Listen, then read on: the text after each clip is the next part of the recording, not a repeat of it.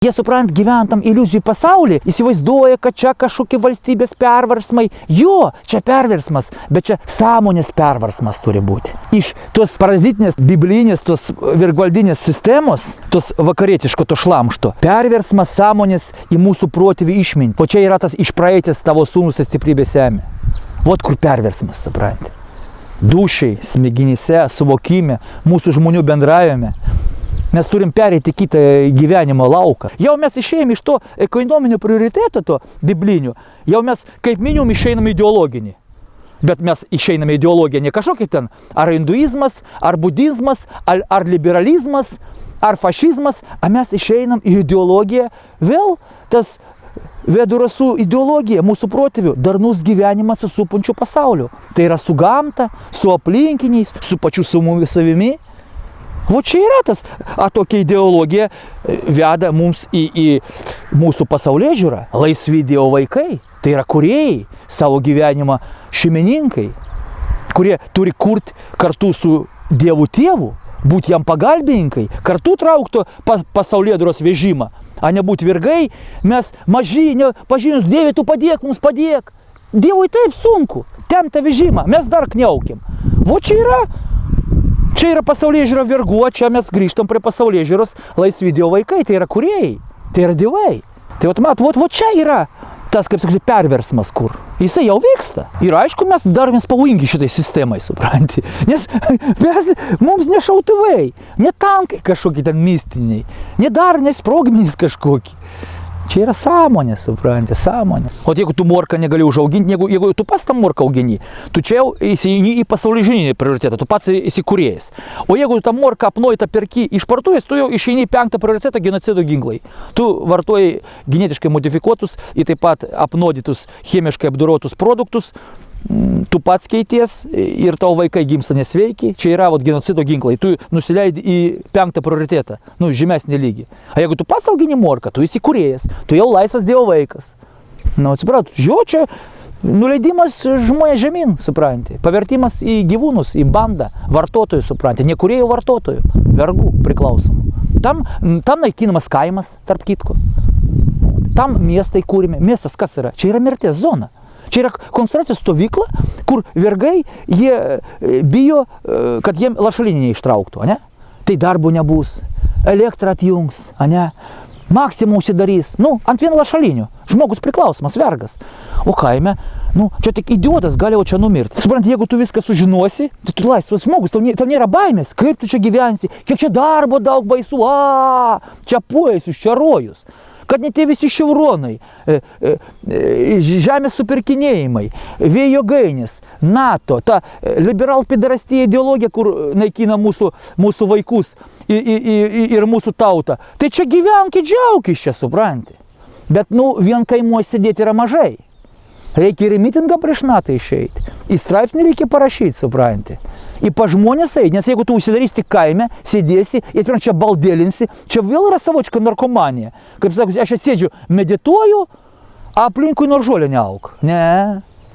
Tarp kitko, mūsų dėl to ir siuboja tai vakarus prie materializmo vartojimo, tai galų gale į Indiją, į Kiniją. Tarp kitko, Indija, Kinija, jie vėl mūsų mokiniai, čia mūsų protėviai eidavo, jiem kultūrą kėlė, kad jie nesudegraduotų. Nes buvo tamsių tų pačių jėgų, buvo įvesti kultai, žmonių aukojimą ir Kinijoje, ir kitur, mūsų protėviai eidavo, vėl jiem žmonėm pavirsti. Tai į mus, tai į rytus, ten vadinasi budizmas, sėdėk, nušvietimas, medituok, aplinkui nesvarbu, kad čia šiukšlynas, kad žmonės miršta, kad čia pedarasai aplinkui, kad tau vaiks jau degradas, išvis neaišku bus, nebus. A mūsų pasaulėžiūra ne, čia yra ta pasaulėžiūra laisvi Dievo vaikai. Čia yra tas meros civilizacija mūsų. Čia yra tai meros arba pravi. Tai reiškia, mes išlyginam materiją į informaciją. Ir kad, aišku, reikalingas tas materija reikalinga, ta grūšia reikalinga, kad pavalgyti. Bet mes gyvenam ne tam, kad valgyti arba kokius malnumus naudoti. Čia mūsų tikslas būti kūrėjais, bet reikia aišku pavalgyti, kad tu būtum geras kūrėjas. Tas pats yra aišku ir ta meditacija labai gerai, bet čia yra tik kaip vienas iš gabalėlių, iš plytelių to viso mūsų namo. Bet gyvenimas be meditacijos, ką reiškia meditacija? Čia gilus apmąstymas, mes dabar su jumis medituojam, mes apmąstom. Bet ta meditacija reikalinga vardan to, kad mes būtum kūrėjai, kad tobulintum, gerintum aplinką aplinkui save, o ne gyvenimas vardan meditacijos. Tas pat kaip labai reikalinga sportu užsimėti. Bet jeigu tu nuo ryto iki vakaro užsimėsi tik sportu, tai čia yra kvailystė mažiausia. Bet reikia užsimėti sportu vardan to, kad būtų pilnavertišku žmogum. Reikia žmonėm virs mums, kaip sakosi. Vėl visuomenės saugumo koncepcija, suprantate.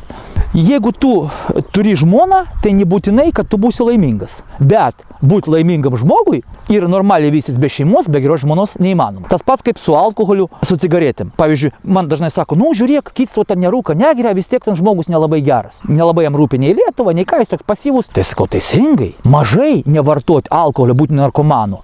Reikia dar visko daug ko, kad tap žmogum. Bet žmogum netapsi, jeigu tu būsi narkomanas. Rūkorius ir alkoholikas. Tai vot, mėlyjei, kaip čia vyksta viskas. Aš taip manau. Čia ne aš taip manau, čia yra protėvių žinios, čia kaip sakosi, aš tik kaip retransliatorius, kaip sakosi, čia ne mano mintis, ne aš kažkoks čia išminčius toks baisusis. Čia paprasčiausia, žinios yra. Tas šviesus yra sužinojimas.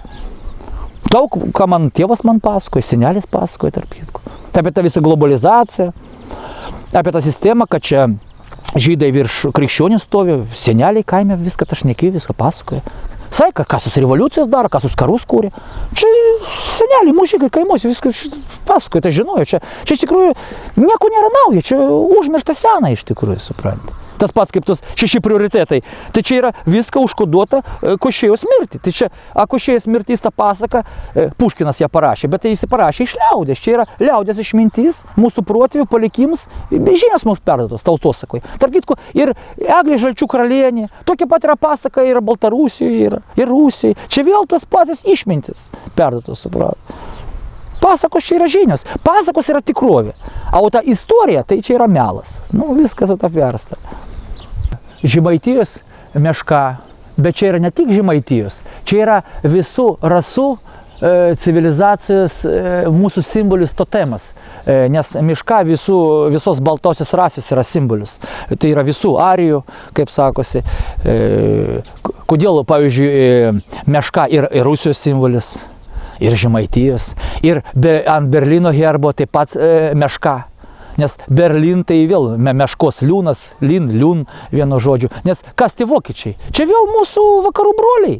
Čia, kol jos nepadarė kryžiuočiais ir nemetė prieš mūsų, čia taip pat yra mūsų gentis. Čia mūsų vedų rasų kultūros gentis, suprantate, čia yra. Kas tai germanai? Germanai čia pakrikštyti slavai tie patys, suprantate. A baltai, kai mes norim vadinsim, čia apie tą patį, suprantate. Vot, kad ta meškutė. Ir ta meškutė taip pat yra simbolis darnaus gyvenimo su gamta, su Dievu, su aplinkiniais. Čia vot simbolis. Čia vėl visuomenės saugumo koncepcija. Vėl žinios.